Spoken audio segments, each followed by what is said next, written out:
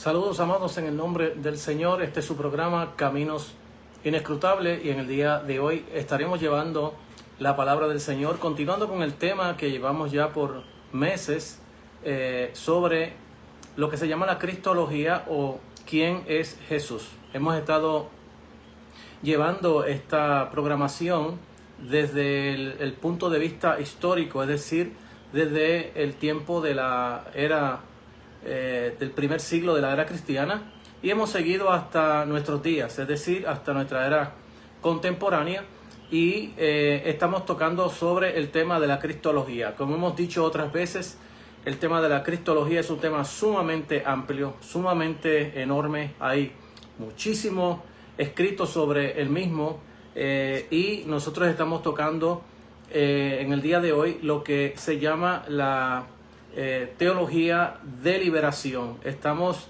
tratando siempre de explicar que no es lo mismo cuando hablamos de teología de liberación que cuando hablamos del liberalismo. Es decir, son dos clases de teología totalmente distintas. Y la teología de liberación trata exactamente con todo el bagaje de lo que es la cultura, la sociedad, la política, es decir, todo aquello que oprime al ser humano, y cada cual va a escribir desde el punto de vista, en este caso, desde su propio país, su propia raza, su propia clase, entre lo que es vivir en el poder americano, en la gran potencia, y ser parte uno de esa potencia y ser oprimido por esa potencia. De ahí es que la teología liberal va a estar tomando de lo que se llama el Jesús histórico. Habíamos hablado en clases pasadas sobre lo que es el Jesús histórico. Y dentro de ello habíamos estado explicando sobre cómo la teología liberal habla del Jesús histórico.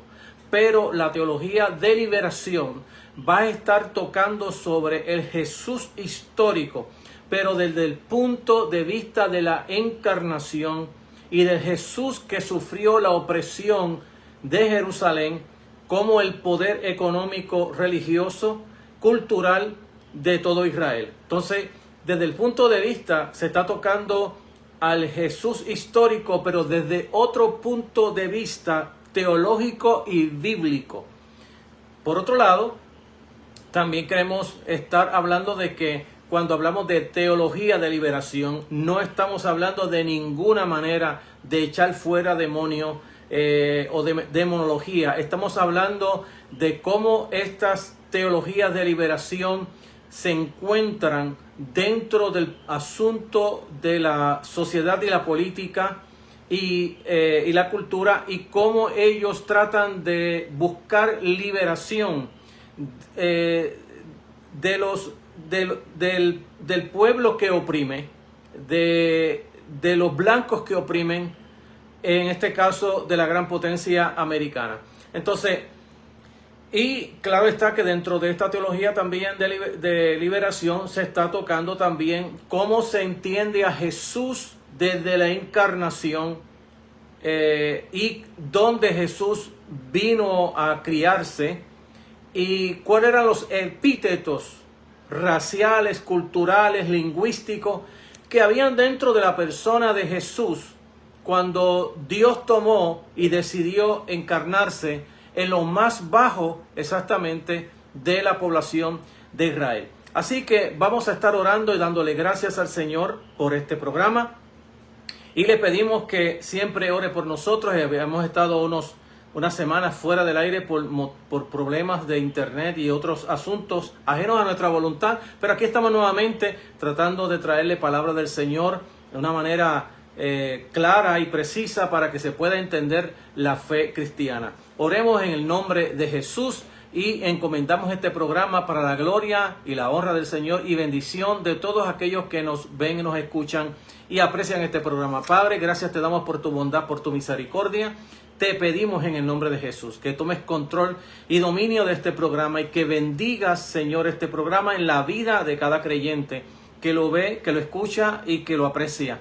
Glorifícate, Señor, en todos aquellos que aman tu palabra, y te pedimos que les bendigas de una manera especial y abre su entendimiento por medio de tu Espíritu Santo. Comparte, Señor, tu palabra con ellos, que sean iluminados por tu palabra y por el poder del Espíritu Santo puedan comprender las Escrituras. En el nombre de Jesús te lo pedimos y te damos gracias. Amén. Yo quisiera leer unos versículos de la palabra del Señor que se encuentran en el libro de San Juan, Evangelio según San Juan, capítulo 1, de los versículos 43 al 51.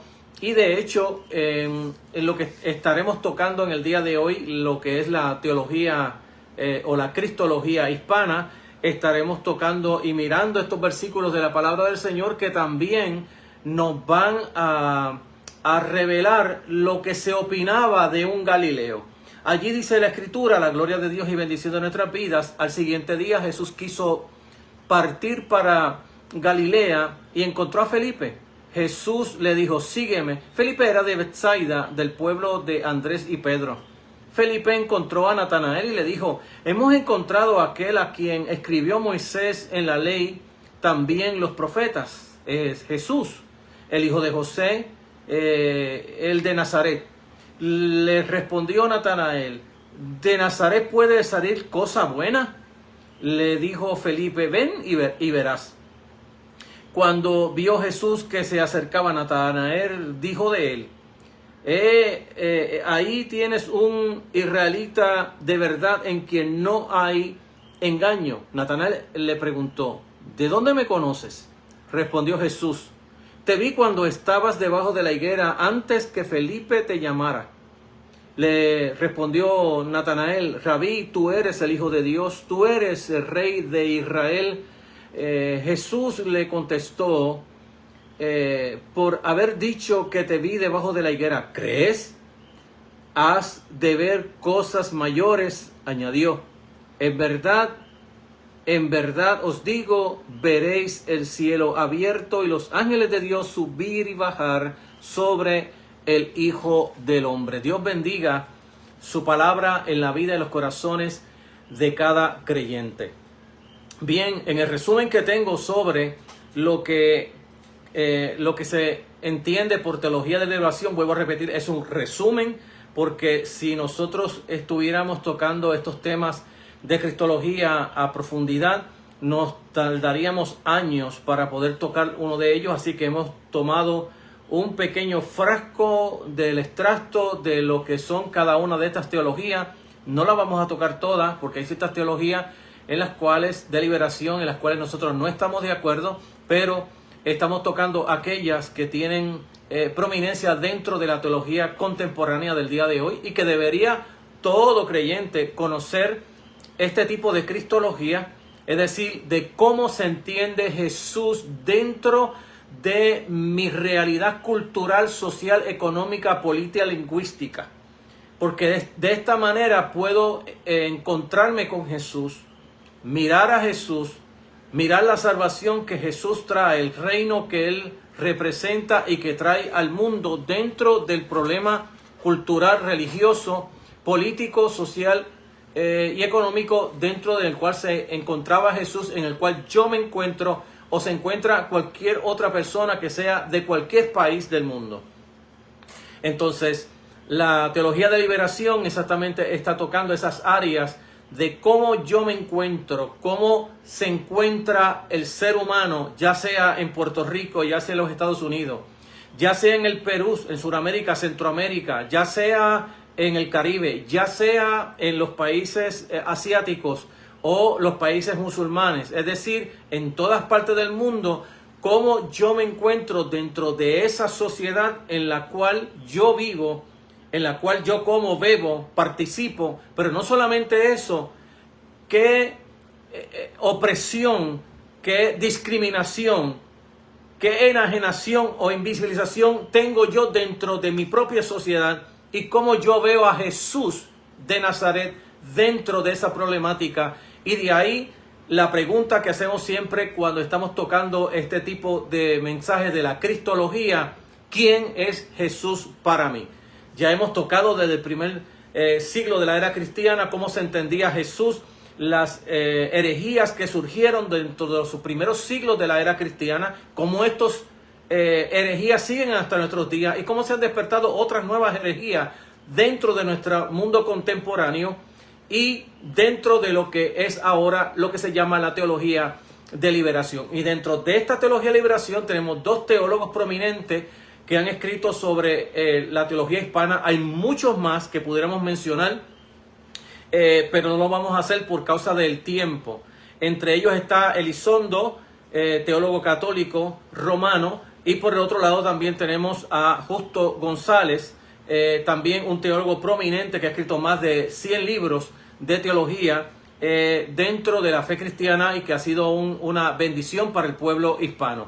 Entonces estaremos tocando cómo piensa la teología hispana, quién es Jesús para ellos, cómo van a presentar a Jesús dentro de su propia problemática y la propia problemática de la encarnación de Jesús mismo dentro de su propia nación. Es decir, cómo es que Dios se encarna dentro de una específica sociedad, cultura, política, religión, en la cual Él va a nacer, pero que también se va a criar, que va a traer grandes epítetos, grandes discriminación, señalamiento, tanto en asuntos lingüísticos, culturales, económicos, etcétera. Y cómo este Jesús, que nace en un lugar de discriminación, para yo contextualizarlo en el día de hoy, estuviéramos diciendo exactamente que Jesús, especialmente nosotros los puertorriqueños, cómo Jesús nace en un caserío o en una barriada discriminada, no atendida por el gobierno ni por nadie, y que todo el mundo señala como un lugar peligroso, malo, y que van a poner nombres, epítetos, señalamientos a ese grupo social que vive dentro de ese país. En este caso, el caso de Jesús y el caso nuestro. Para poder entender lo que hoy hablamos sobre lo que es teología de liberación, que vuelvo a repetir, no tiene nada que ver con demonios, tiene que ver cómo yo soy oprimido por mi fe, por mi manera cultural de servir al Señor, por mi manera de hablar, por mi poca preparación, etcétera, etcétera, etcétera, por mi poco poder económico, adquisitivo, que me va también a ayudar para que sea marginado, porque soy de los pobres, de los que el mundo no quiere, la sociedad no quiere. Y para eso podríamos hablar horas, días, meses sobre los asuntos sociales, económicos y políticos de nuestro propio país de Puerto Rico, como también americano y como también de cualquier otro país del mundo. Y esto no tomaría demasiado tiempo hablar sobre los asuntos sociales. Pero vamos a explicar el asunto de la teología hispana, es decir, cómo los hispanos, especialmente estamos hablando los suramericanos y centroamericanos, se encuentran ante la nación poderosa americana y cómo ellos se entienden y cómo miran a Cristo y cómo Cristo es un reflejo para la vida de ellos, no solamente para su convivencia y la praxis, es decir, la práctica cristiana dentro de esa situación, sino también cómo Jesús se presenta como Salvador, como el Señor del reino dentro de un lugar donde Él se cría, que va a ser también marginado, y cómo ahora yo entiendo a este Jesús que aunque ha sido marginado, lo van a llevar hasta la cruz, el extremo de la marginación, y lo van a crucificar. Entonces, el contexto de la teología hispana en la historia y la lucha de la experiencia de la discriminación de los hispanos o latinoamericanos dentro de lo que es Norteamérica. La teología hispana está estrechamente relacionada con la teología de liberación latinoamericana, que ya habíamos hablado sobre ella, de Gutiérrez, que fue el ancla que abrió todo este esquema sobre lo que es la teología de liberación. Y en Estados Unidos casi todos los teólogos que hoy se gradúan de cualquier sea la universidad tienen que haber estudiado todo esto de la teología de liberación americana, y también hacer un aporte a toda esta novedad que hay hoy contemporánea sobre lo que es la teología de liberación, o lo que le llamamos nosotros la cristología, es decir, cómo se presenta a Jesús dentro de esa teología hispana. Entonces, la teología hispana, ya hemos dicho que está estrechamente relacionada con la teología de liberación de Gutiérrez y comparte muchos de los temas de ellos, por ejemplo, la importancia de la ubicación social, el comienzo con el Jesús histórico, que vuelvo a repetir, no tiene nada que ver con la teología liberal. La teología liberal tiene que ver con aquellos teólogos que dicen ser cristianos, pero que no creen que Jesús es Dios, que no creen en la encarnación, no creen que Jesús hizo milagros, no creen que Jesús sanó, no creen que Jesús nació por obra del Espíritu Santo del vientre de María, creen que Jesús murió, pero que Jesús no resucitó y que Jesús no volverá. Esos son los que creen en la teología liberal. Estamos hablando ahora de la teología de liberación, de cómo yo me siento liberado ante la opresión y el poder, tanto económico, racial, social, etcétera, etcétera, en mi país o en el país en el que yo esté radicado, ya sea por migración o ya sea porque nací allí, porque mis padres migraron allá, o ya sea en mi propia cultura, en mi propio país. Entonces, está esa relación con Jesús histórico, la parcialidad de Dios con los pobres. Es decir, cuando hablamos de la parcialidad de Dios con los pobres, es como Jesús va a comenzar su ministerio y se va a relacionar esta gente. Vuelvo a repetir, quiero contextualizarlo con la gente del caserío, con la gente de la barriada, con la gente que son señaladas, estigmatizadas, invisibilizadas por la sociedad, y con esa gente es la que Jesús en todo su ministerio se va a relacionar. Es decir, para hacerlo global, Jesús se va a relacionar con los pecadores, con la gente que nadie quiere. Y a mí me encanta hablar de los evangelios, porque los evangelios ha sido uno de los temas en la Biblia más marginados por los predicadores y pastores y evangelistas. Es decir, que cuando se usan los evangelios, espiritualizamos los evangelios. Comenzamos a usar analogías o comenzamos a espiritualizarlo y torcemos el evangelio. Y no miramos que cuando Jesús nace en una barriada de Judea aislada, no de importancia, y cuando se va a criar, es decir, cuando él sale para Egipto porque Herodes quería matar a los niños y regresa, va ahora a vivir en Nazaret.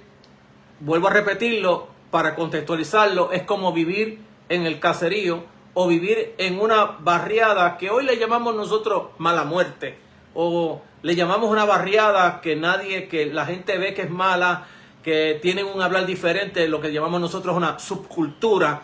Y cómo Jesús ahora va a criarse en una subcultura de Israel, fuera a las afueras, o en otro condado, por así decirlo, en otro municipio que no le pertenece a Jerusalén.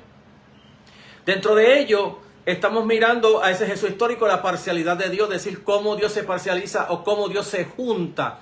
Se junta con los pecadores, con los pobres, con las personas no queridas de la sociedad, y Jesús va a estar con ellos.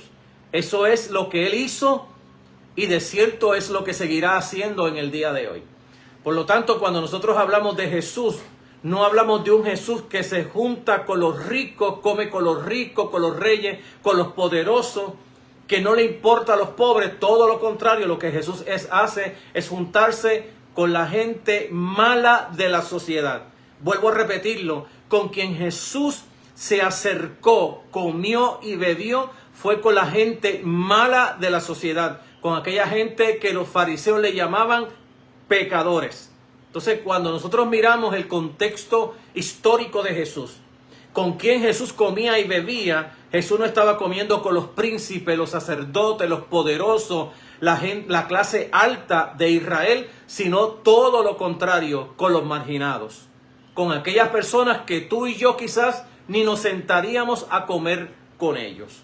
Entonces, si queremos contextualizar la vida de Jesús en nuestro momento histórico, tenemos que ver a Jesús ahora comiendo exactamente con aquella gente que tú y yo no nos sentaríamos con ellos.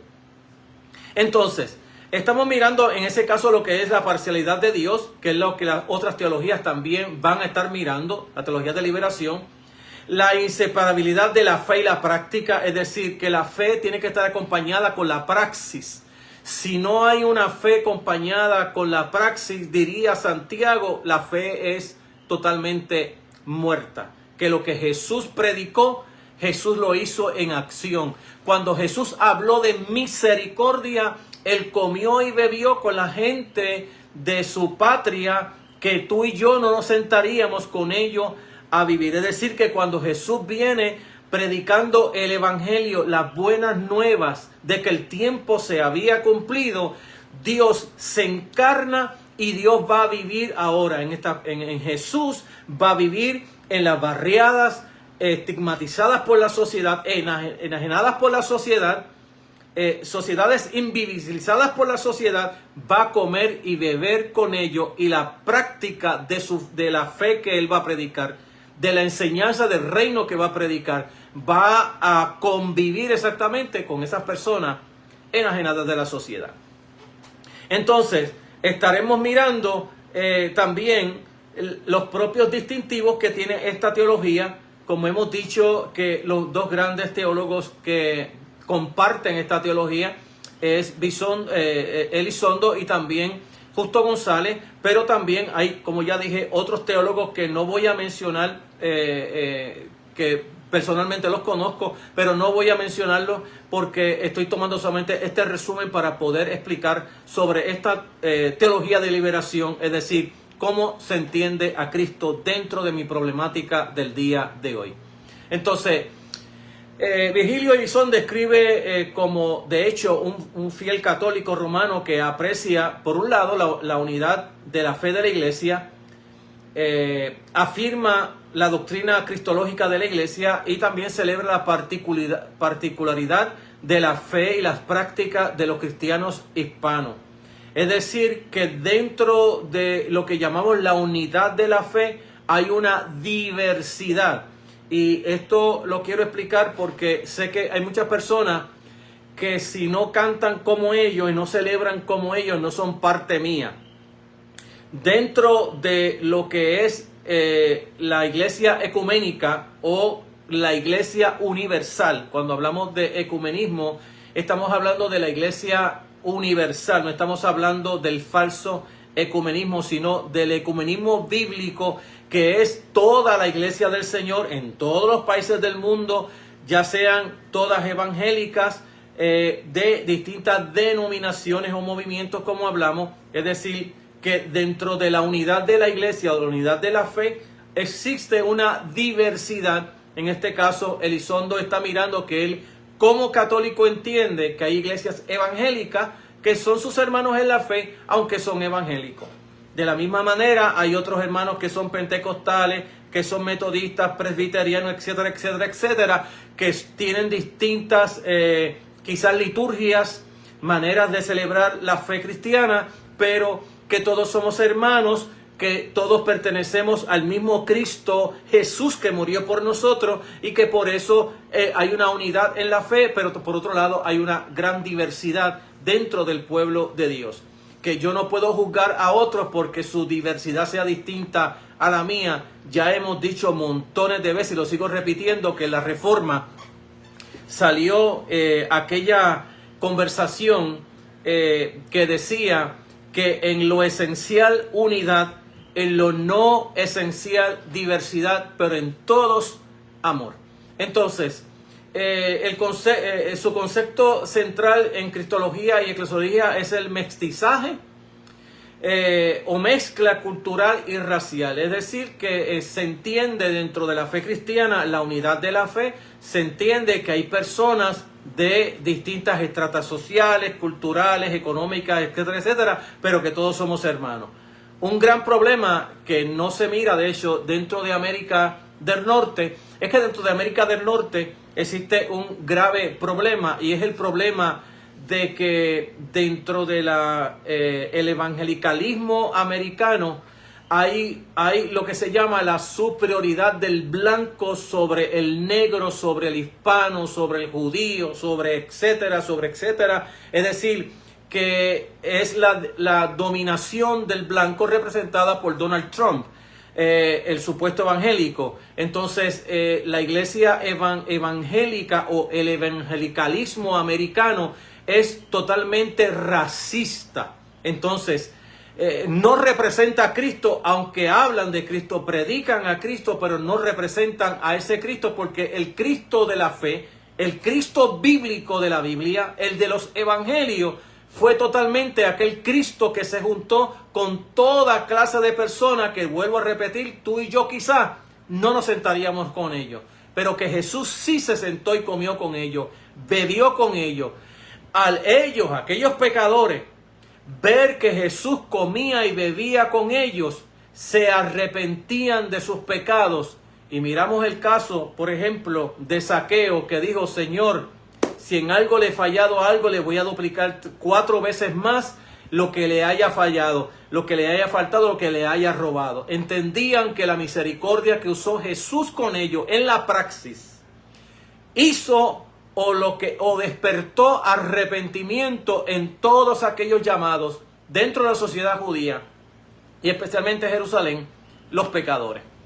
Entonces, la reflexión de Elizondo sobre el viaje Galileo o el Cristo Galileo o el Cristo del viaje Galileo, como él le llama, Elizondo intenta recuperar el significado del lugar Galileo de Jesús para los cristianos hispanos y para la iglesia ecuménica, es decir, para la iglesia universal.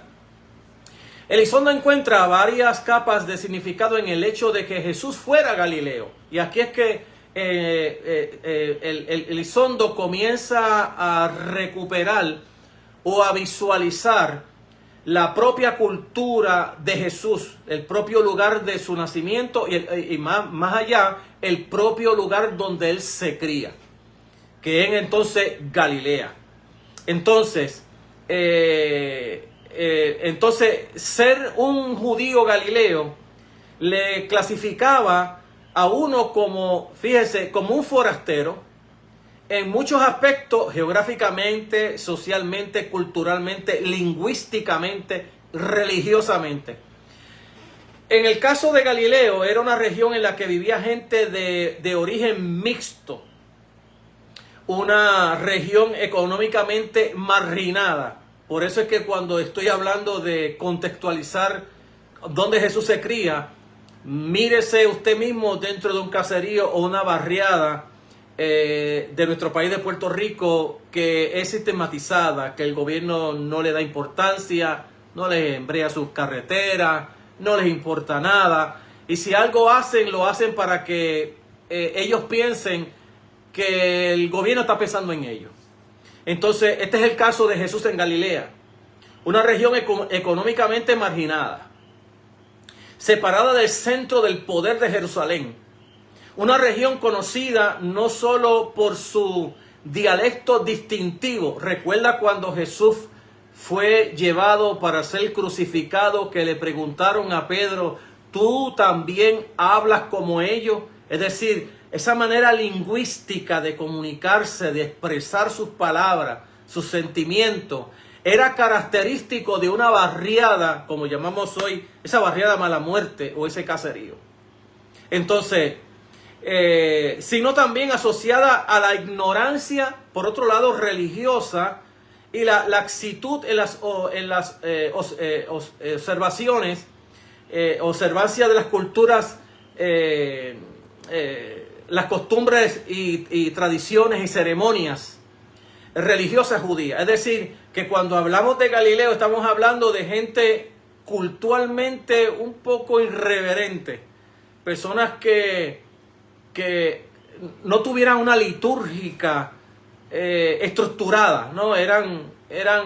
Hacían las cosas no conforme a la tradición, no conforme a las costumbres especialmente de Jerusalén, y que no era muy observante a la propia ley de Dios. Entonces estamos mirando como gente laxitud, es decir, que eran muy suaves a la hora de mirarse en la palabra de Dios. Entonces, según Elizondo, el hecho de que Jesús, el Hijo de Dios, fuera Galileo tiene una gran importancia tanto para nuestra comprensión de la encarnación como para el objeto de la obra de salvación en él. Entre las afirmaciones que hace este teólogo, hace de su lectura del viaje Galileo de Jesús, están las siguientes: la identidad galilea de Jesús concreta el sentido escandaloso de la encarnación. El escándalo humano del camino de Dios no comienza, según Elizondo, en la cruz, sino que comienza exactamente en la encarnación histórico-cultural del Hijo de Dios en Galilea. En Jesús, Dios se convierte no solo en un ser humano, sino en un marginado, avergonzado y rechazado del mundo.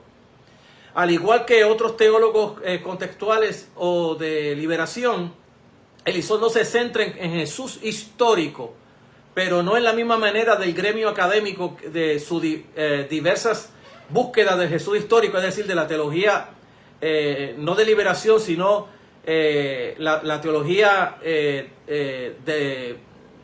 no de liberación, sino la teología liberal.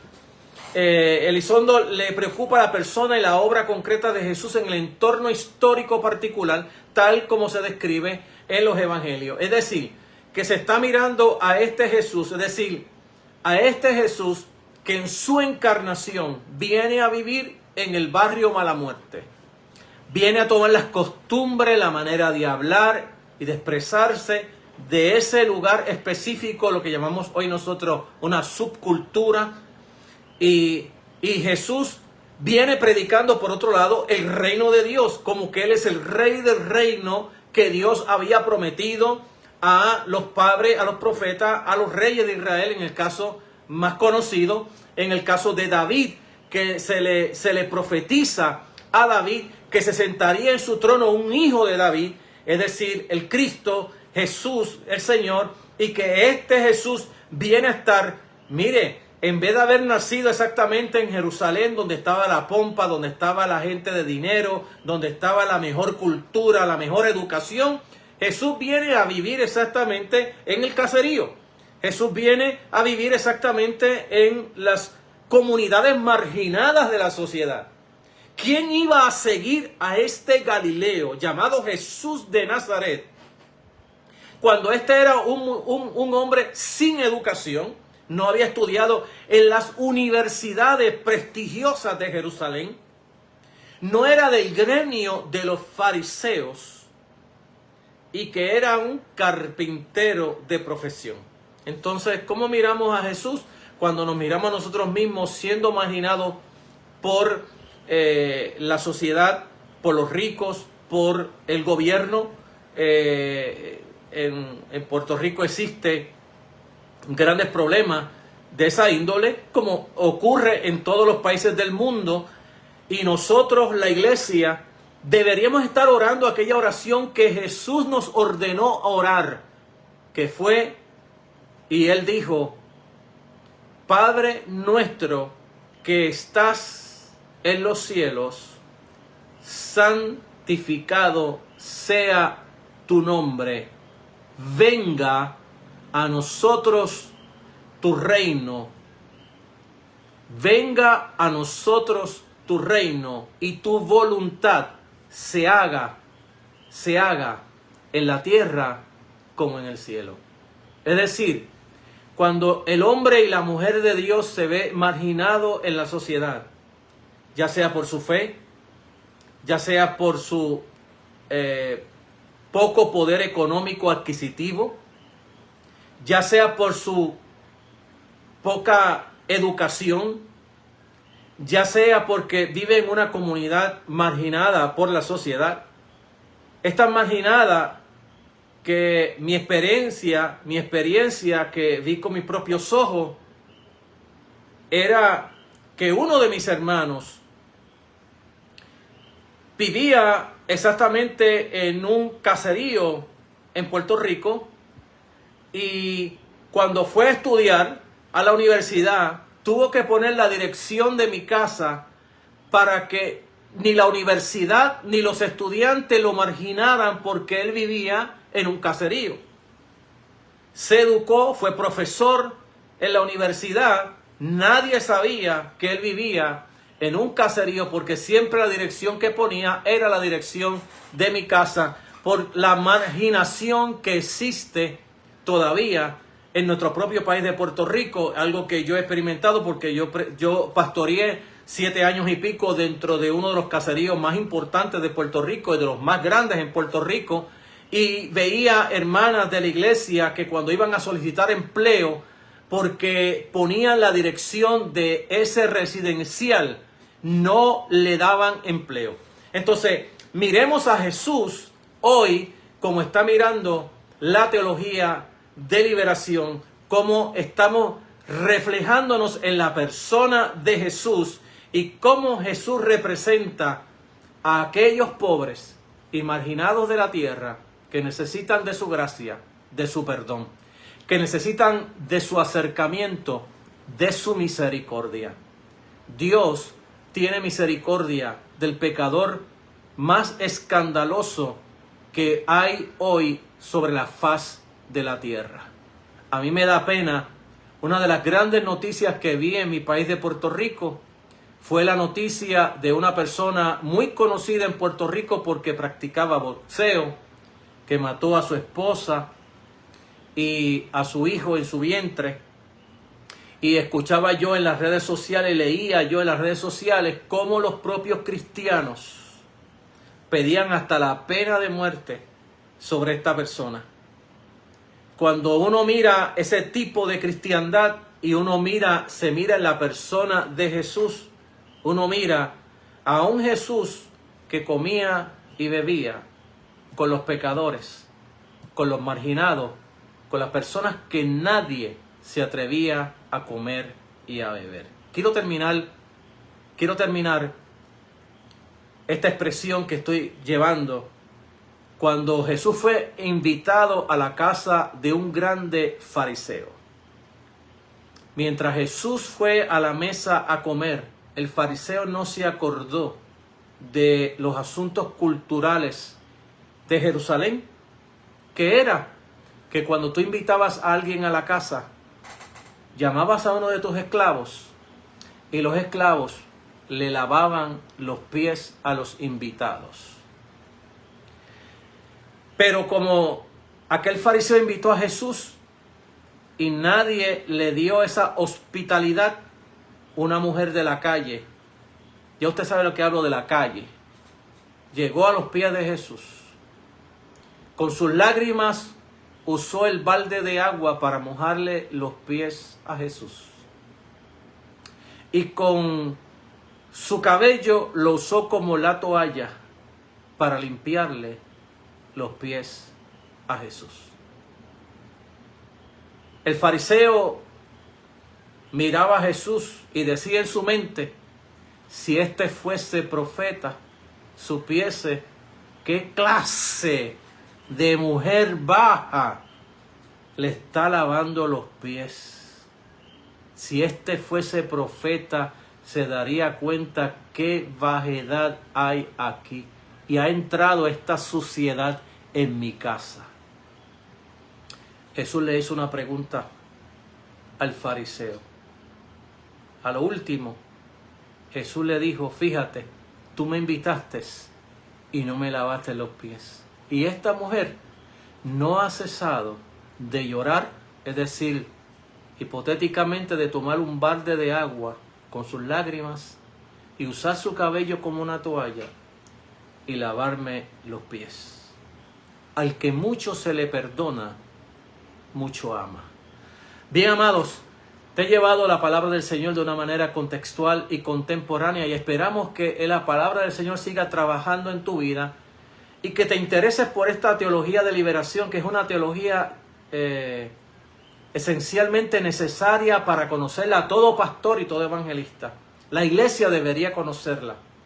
Debería conocer porque mirando esta teología podemos mirar nuestra propia idiosincrasia, podemos mirar nuestras propias vidas, cómo estamos viviendo en la cultura y en la sociedad, cómo somos marginados y cómo podemos empezar a trabajar, a restaurarnos dentro de esa opresión y esa enajenación de los ricos, de los gobernantes, y cómo podemos presentar a Cristo dentro de nuestra praxis, presentar a Cristo al mundo pecador, al mundo que necesita esperanza y salvación.